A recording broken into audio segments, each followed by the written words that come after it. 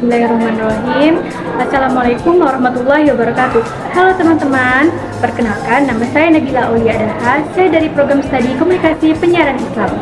Saya dari kelas 1B. Di video ini saya akan membahas tugas bahasa Indonesia, yaitu tentang sejarah bahasa Indonesia. Langsung aja kita masuk ke pembahasannya ya. Bahasa Indonesia adalah bahasa resmi yang wajib digunakan oleh bangsa Indonesia dalam berinteraksi, terutama berinteraksi terhadap sesama bangsa Indonesia yang berbeda suku, karena setiap suku berbeda bahasa. Maka bahasa Indonesia inilah bahasa persatuan dari berbagai suku tersebut. Pada tanggal 28 Oktober 1928, bahasa Indonesia ditetapkan sebagai bahasa nasional dan dikukuhkan sebagai bahasa negara melalui Undang-Undang Dasar 1945.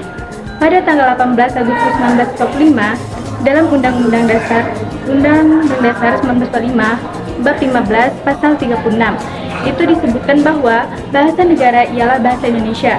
Bahasa Indonesia berasal dari bahasa Melayu, yaitu bahasa Melayu tinggi, yaitu Melaka atau Riau.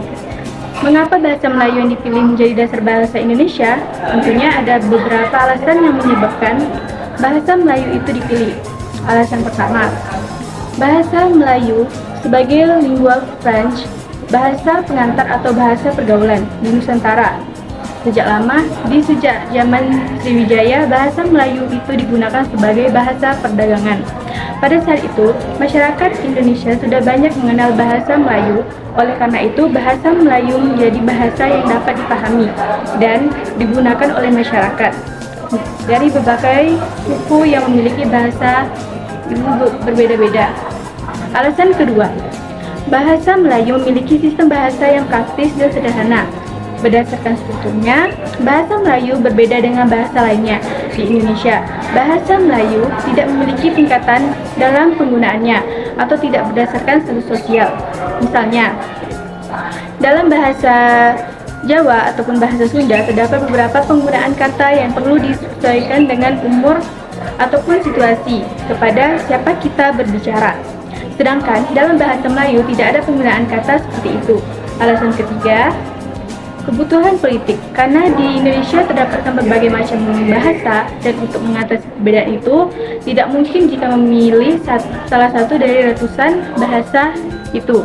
Dalam hal ini, memilih bahasa Melayu merupakan keputusan yang tepat karena bahasa ini telah digunakan sebagai bahasa perdagangan dan juga telah dipahami oleh masyarakat di berbagai daerah di Nusantara. Pada perkembangan berikutnya, lahirlah Ejaan Bahasa Indonesia atau EBI yang diterbitkan oleh Badan Pengembangan dan Pembinaan Bahasa. Kementerian Pendidikan dan Kebudayaan pada tahun 2019 sebelumnya telah ditetapkan dengan Permendikbud nomor 50 tahun 2015 tentang Pedoman Umum Ejaan Bahasa Indonesia atau PUEBI.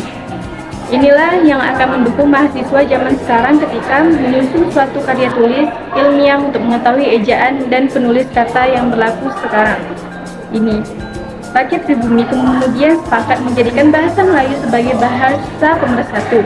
Bahasa Indonesia resmi menjadi bahasa persatuan atau bahasa nasional pada 28 Oktober 1928, bertepatan dengan Sumpah Pemuda. Persatuan dan Kesatuan Bangsa Indonesia lewat bahasa tercantum dalam Ikrar Sumpah Pemuda ketiga yang berbunyi, "Kami putra dan putri Indonesia menjunjung bahasa persatuan bangsa Indonesia."